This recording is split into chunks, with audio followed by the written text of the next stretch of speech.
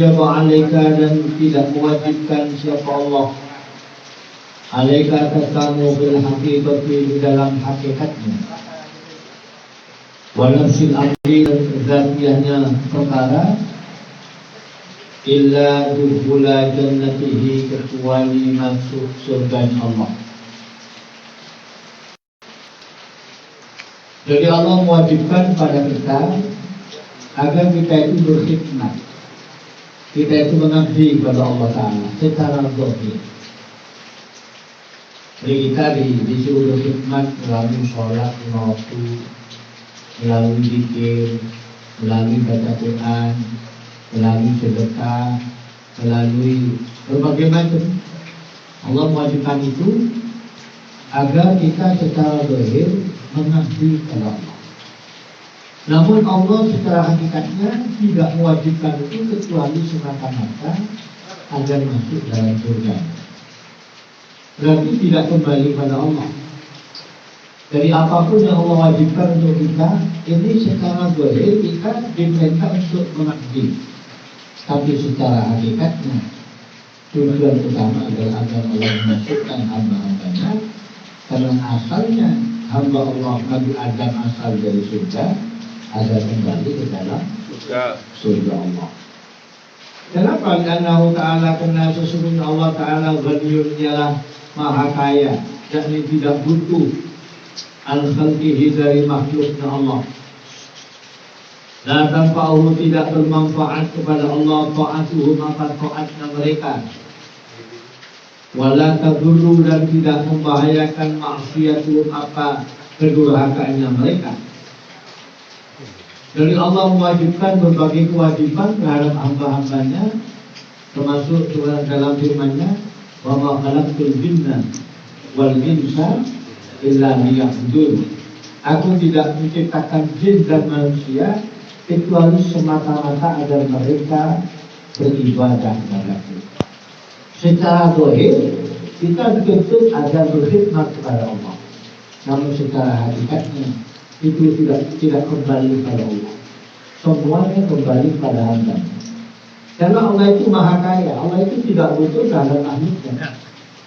Misalkan seluruh makhluk taat semua pada Allah, tidak ada manfaat dari Allah. Tidak akan menambah derajat ketinggian Allah. Atau seluruh makhluk dari awal sampai akhir, dari awal menciptakan dari kiamat, semuanya tidak taat pada Allah, durhaka pada Allah, sedikit pun tidak mendorong, tidak membahayakan pada Allah, dan tidak mengurangi derajat ketinggian Allah.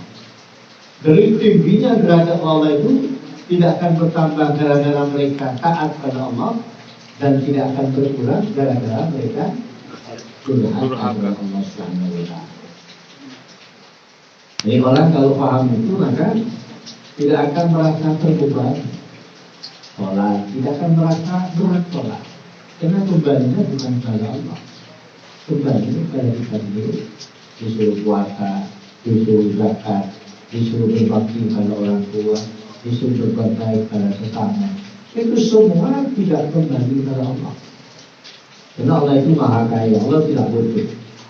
Wa innama aujaba, dan hanya mewajibkan siapa Allah al-a'mala kepada beberapa amal alaihim terhadap makhluk. Lima karena perkara yarji'u yang kembali apa ma'ilaihi kepada mereka makhluk min masolihim, rupanya kemaslahatan mereka. Bahwa adapun maslahat dukhulul jannah, ialah masuk surga. La yahsula, bukan karena ada hasil lahu bagi Allah walaupun apa kemuliaan. Bidzalika, sebab itu ketaatan makhluk. Wa hadza, adapun ini tasbihun, adalah penjelasan bima dengan perkara ulima yang diketahui apa qablahu di sebelumnya ada. Karena hasilah, karena sesungguhnya kesimpulannya perintah Allah Allahu Ta'ala, sesungguhnya Allah Ta'ala innama aujaba, ialah hanya mewajibkan siapa Allah ala ibadi, atas hamba-hambanya, mewajibkan taat kepada Allah likillati nuhudihim, karena sedikit bangkitnya makhluk ilaiha kepada taat, maka kau maka menggiring jab Allah pada makhluk ilaiha kepada taat bisalah silil ijab dengan beberapa rantai mewajibkan. Jadi Allah mewajibkan beberapa amal terhadap hamba-hambanya, terhadap makhluknya, karena ada sesuatu yang kembali pada mereka. Apa sesuatu itu? Kemaslahatan. Kemaslahatan yang inti adalah masuk surga. Nah, kalau sudah masuk surga, di situ ada berbagai kenikmatan yang kekal.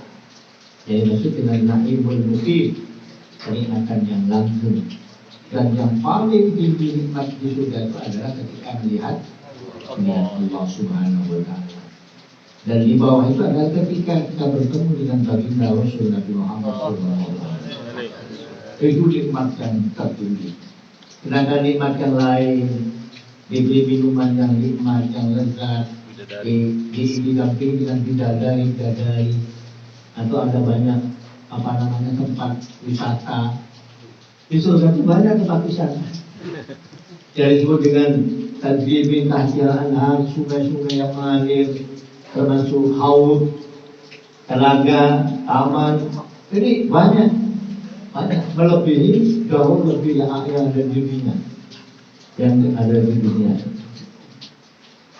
Jadi intinya bukan karena ada orang itu menghasilkan kemuliaan dengan jutaan oleh makhluk. Bukan. Kesimpulan keterangan di awal sebelum ini, Allah mewajibkan hamba untuk taat karena Allah tahu bahwa karakter hamba Allah itu sedikit untuk bangkit melakukan ibadah. Karena Allah yang membuat, Allah yang menciptakan, dan Allah tahu tentang kelemahan hambanya. Jadi butuh didoktrin, butuh ditekan. Kalau hanya anjuran. Hanya butuh wajib sholat, wajib puasa Ramadan, wajib zakat, wajib haji bagi yang mampu. Butuh begitu. Karena Allah tahu bahwa hambanya itu sedikit sekali gairah untuk bangkit taat kepada Allah itu sedikit.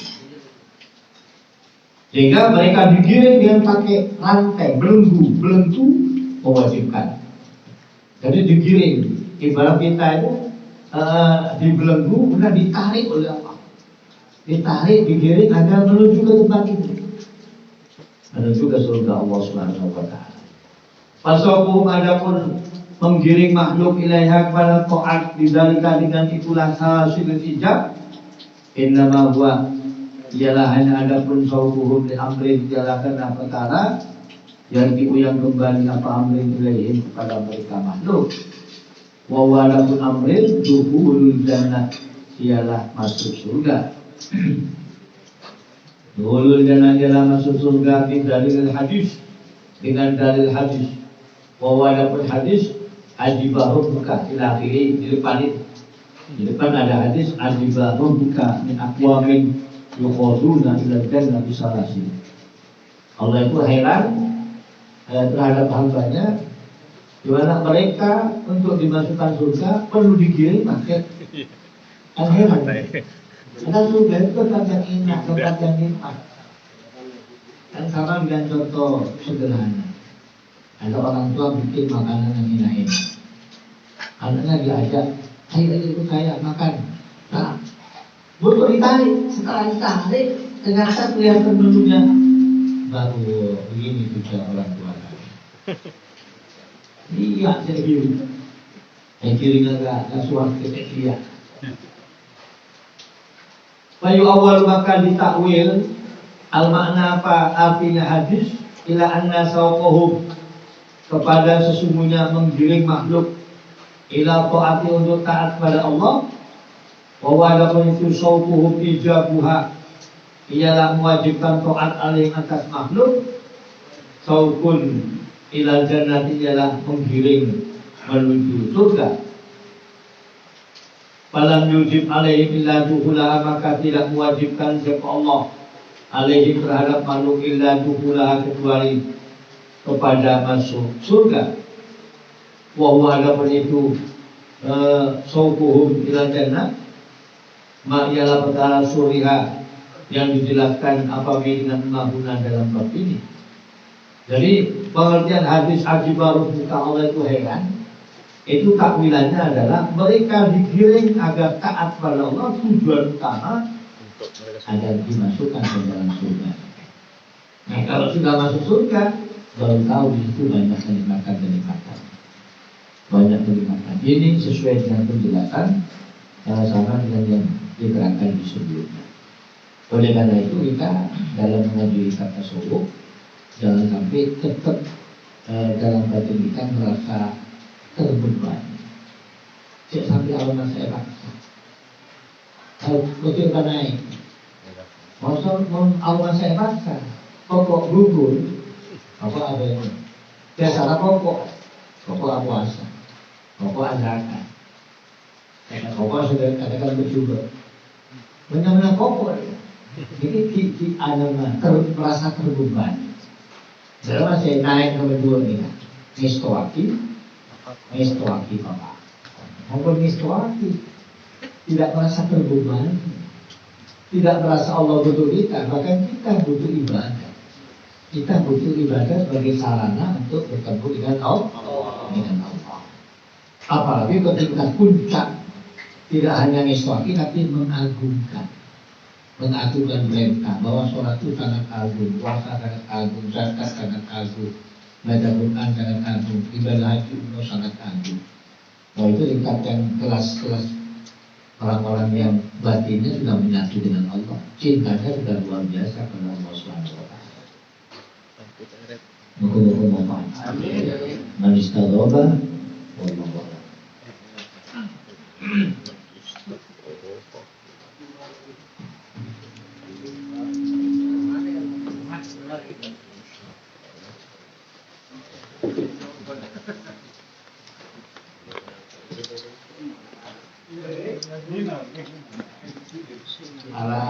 Caranya apa?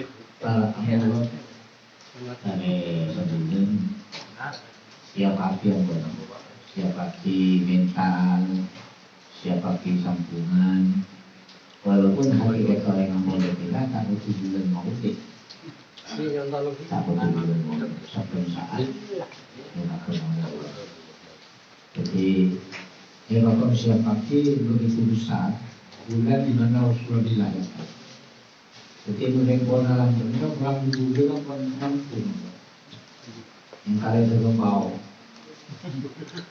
ditarik dan nolong kita. Orang orang boleh ngomong kan?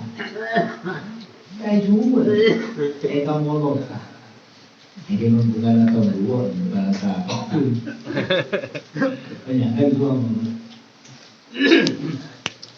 Jadi aktor lagi bahwa bulan mereka bulan saya sangat bersejarah, sangat bersejarah. Karena ini masih akun akan pelajar sejarah.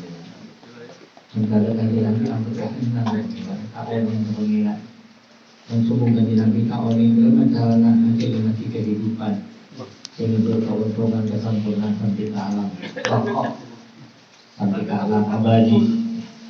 Dia betul tidak habis. Maka maupun ada yang asam pun yang kuala lagi kan dengan mengatakan dinamik berkata di dalam masing kesempurnaan. Mengatakan dinamik tak kenal dari tua. Tidak tahu pak rombo kau tapi tak kenal. Tapi karena guru kena dinamik sebagai anak wajib hormat, wajib berbakti. Dia kan kenal guru kena dinamik. Mungkin Nabi itu kalau pak, kalau mak, kalau le, kalau bibi, kalau kakak, kalau adik. Kan tidak tahu nak dengar. Tapi dulu kan sebagai setuaan ke semudah ke setuaan ini kan benda etika. Sekutu dilaksanakan sesuai dengan guru dan puskekan kita. Meskipun etikku dari tadi ke bulan molot, bulan bersejarah, ini kan mesti aku awal masa sangat terlalu otak kan ini. Karena itu sebelumnya sebagai sampung. Siap hati, mental siap hati, tapi hormat sesuai dengan kemampuan bersifat. korban caci maki kata raya syiar termasuk syiar agama, termasuk syiar. Karena Allah ini secara global turunnya wa man yu'azzim sya'airallah fa innaha min taqwal qulub. Barang siapa yang mengagungkan syiar-syiar Allah, termasuk bulan bersejarah, termasuk bulan Bolon, sejarah lahir Hussein, bulan Rejab, sejarah peristiwa Isra. Yang ini termasuk ta'zim sya'airah. Seperti hal-hal yang mengandung syiar-syiar agama, ini kan ketuli, kenapa digalakkan, dirayakan. Termasuk Torona Lailatul Qadar, Torona Al-Quran. Ini kan syiar. Jadi penting. Ayat itu secara global, wa man yu'azzim sya'airallah fa innaha min taqwal qulub. Siapa yang mengagungkan syiar-syiar agama, syiar Allah, termasuk memakmurkan masjid dengan berbagai kegiatan-kegiatan keagamaan. Ini kan masuk mengagungkan syiar. Saben-saben bisa beda kelompok misalkan Quran dikumandangkan. Lalu kegiatan selawatan asmana Gusti Kanjeng Nabi itu kan termasuk syiar agama. Nah kan orang tak paham kekarasian ayat wa min azim sya'airallah karena molot kan dalam tidak pernah membaca misalkan selawat tak pernah bid'ah yang bid'ah lagi.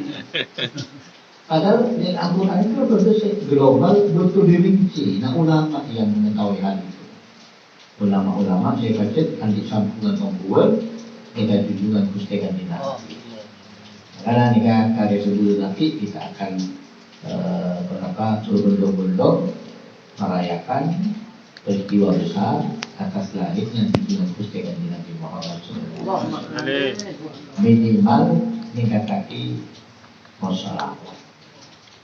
Misalkan amoloka ekonomi terbatas, itu lakukan tinggal laku. Ini salah apa? Kalau tak kelam TV berdoa, kita akan sampai ke masjid. Sesuai dengan kemampuan. Soalnya agama Kanjeng Nabi ini kan memaksakan diri menghormatkan dalam syariat tahun kan pakai ini. Malah mau lakukan kaki orang kan. Bila dia kasta, dia kasta guru pun penjualan enak. Kita oleh tahu tadi. Jadi takalluf, ya kalau bahasa yang Nabi takalluf. Ana bariun minat takalluf. Cengkok bebas dari orang Muslim memaksakan diri. Mereka sudah lebih dan oleh ahli kami wajib hormat kita. Wajib hormat. Menjamu tamu itu lebih utama ketimbang sedekah. Keutamaan menjamu tamu itu sedekah. Karena sedekah itu kan lebih utama ketimbang berapa? Apalagi hadiah biasa, hibah biasa. Belum ikatan-ikatan. Dan justru menjamu tamu. Enak pun segera bertamu ini kan. Nah pas itu maka keluar. Dia oleh satu guru kopi keluar. Dia bisa cemburu ke rumah dan cenderung kopi deh area bol 15 menit mau kopi ya kan disuruh keluar apa sih bernasib ke uang nasi. Maka orang asal ada kan asal saos mau beri itu ego apa berkeluarga haram sedekah haram kecuali padahal ini tak PJB ini enak. Kota Jombang itu begitu bodoh. Tapi ini tak kepilih pun. Apa pun kau bawa kita kakui akan angket. Bu ini buat nago tak harap. Misalkan kau sudah belum kita akan nanti. Jangan apa sih? Nah belum kita tahu jelas. Tapi yang belum jamu tamu.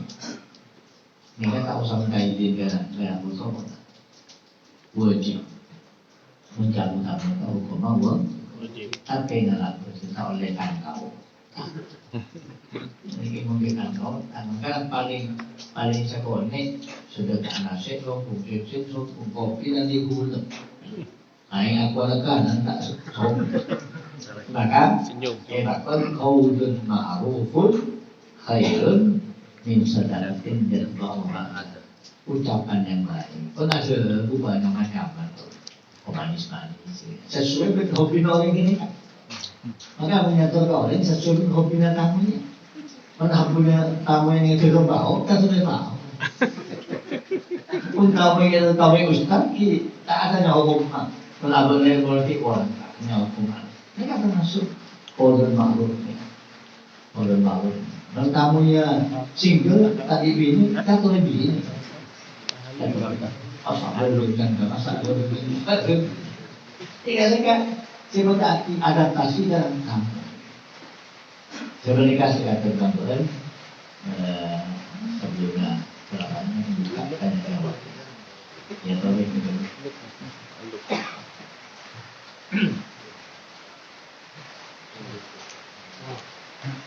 Aduh, mandi sakanya. Assalamualaikum warahmatullahi wabarakatuh.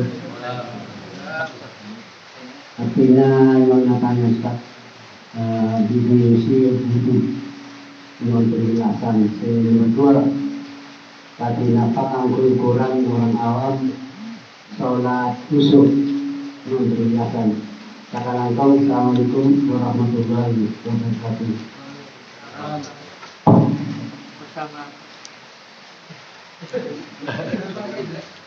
Kurang khusyuk sholatnya.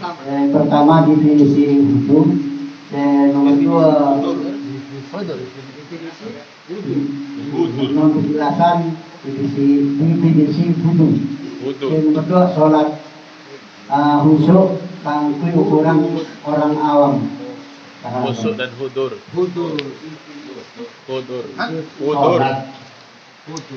Sholat juga merupakan kunci utama.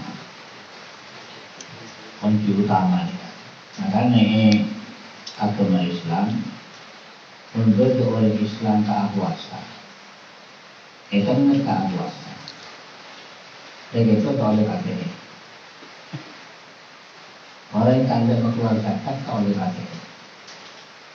Orang yang soki tanda daftar haji tak oleh KTP. Tapi orang yang Islam tak sholat wajib KTP. Tapi beda ukuran wajib KTP, namun sampai dituntut taubat. Coba menuntut taubat tidak sunat. Lagi namanya tak usah proses menuntut taubat. Pokok hukum yang berlaku di negeri mereka. Ada yang mati ada timbul omongan dari pihak pemerintah undang-undang berlaku. Ini orang secara personal itu orang mati orang tak. Karena orang tak apa itu mau ekan tak apa itu kena ekan tidak. Lek itu termasuk hewan berumur. Berenam hewan yang tidak terhormat, termasuk tarikus sholat. Oleh yang meninggalkan sholat. Maka sholat ini kan faktor utama. Sesibuk apapun, sesakit separah apapun, kecil sampai berani meninggalkan sholat. Itu pertama. Yang kedua, perintah-perintah selain sholat, Allah Ta'ala cukup melalui malaikat Jibril. Jibril bilang ke Muhammad, Ramadan wajib puasa. Jibril bilang haji wajib. Jibril bilang, tapi kalau sholat tidak melalui asisten, tidak melalui Rasulullah, langsung dipanggil dari Muhammad. Peristiwa Isra. Berarti dari peristiwa itu merupakan perintah yang sangat agung. Makanya selama orang ini sekian obuan aja lagi sholat yang mengutuk. Urusan ekonomi, urusan rezeki, jujur begini.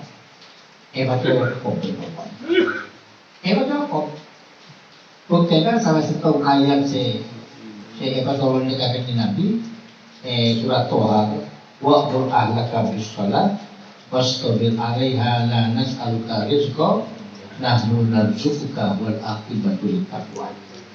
Muhammad, keluarganya kamu suruh sholat. Padahal keluarga Nabi ini adalah orang-orang yang muridnya Kanjeng Nabi, gurunya Kanjeng Nabi. Kanjeng Nabi dari gurunya, keluarganya dari muridnya. Orang-orang super hebat semua. Tapi kok masih dituruni ayat ini? Ini perintahnya khusus tapi untuk umum. La nas'aluka rizqa. Kami tidak menuntut rezeki dari kamu Muhammad. Nah, narzuquka. Tapi kami yang menjamin rezeki kami dan keluarga. Wal akibatu lil taqwa. Inilah buah daripada ketakwaan. Maka banyak ulama-ulama yang menjelaskan orang kalau hidupnya merasa berat, padahal hartanya melimpah, tapi merasa berat. Dia menerima turun reko, so kita mereko, apa boleh miskin? So kita merasa berat, apalagi dari orang miskin. Bahkan teliti, pasti sholatnya kurang benar. Sholatnya kurang benar. Makanya jangan berteman, jangan bermitra kerja dengan orang yang kali itu sholat, tidak barokah. Sebab dari karyawan saya sholat, tak barokah. Lepas tak sholat tak barokah. Karyawan sabun bukan tanah kau sabun, dari saya sholat, hasil rekornya tapi barokah. Bila barokah kasih kak, tapi menoleh tak sholat tak barokah. Oleh tontonan di kampung lebar. Kampung lebar. Kalau bisa mulai bus. Tidaknya kita mau beli mesin kakak rosak, mesin mobil rosak. Saya kita tanggung ketuaan operasi. Tapi kampung lebar.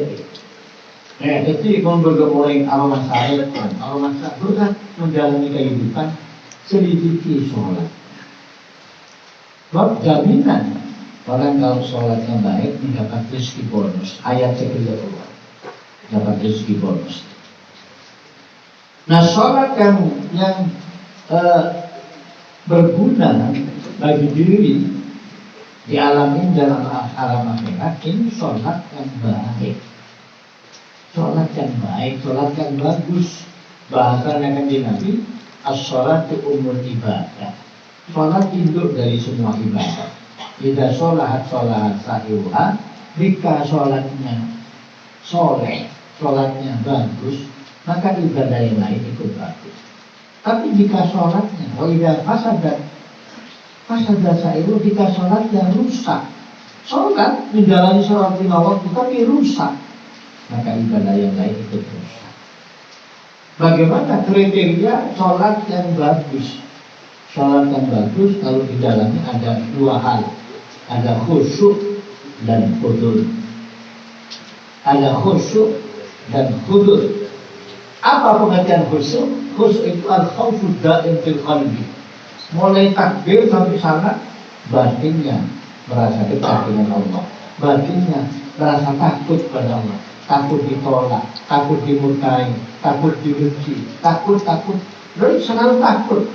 Sehingga kalau hatinya takut pada Allah, maka tidak akan tolak-tolak kanan kiri.